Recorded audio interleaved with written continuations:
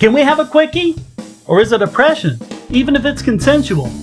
Seems the latest fad pervading the first world today is everyone claiming they're oppressed for whatever reason. Of course, they can't point to any actual oppression, so they've come up with a term that doesn't really mean anything, but that they can use to make themselves the victims they so desperately want to be. Privilege. We mostly see this from New Wave feminists and other social justice warriors. A stuck-up, not very talented game developer who got $200,000 from Dadums to start her own company is a victim of male privilege.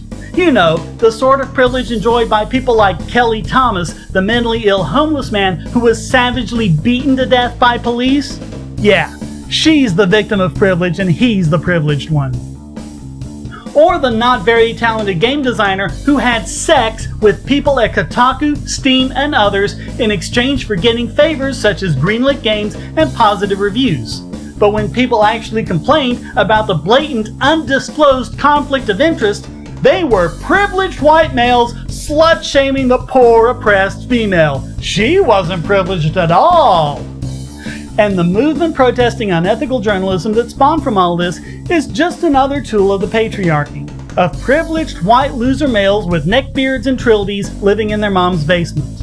When women and minorities started tweeting that they're not your shield, they were accused of being sock puppets and had to have really been white males.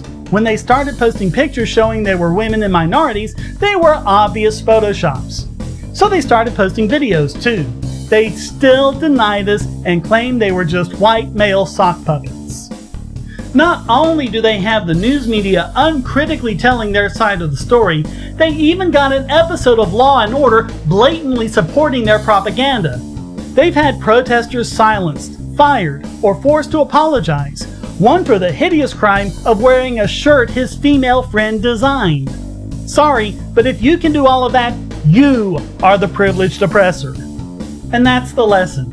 When you have people whining about how they're oppressed by others' privilege, and their story is told throughout the news media and pandered to by politicians with hardly any attempt to get the other side like any good journalist should, they are the privileged ones and you are the ones they want to oppress. If they aren't already.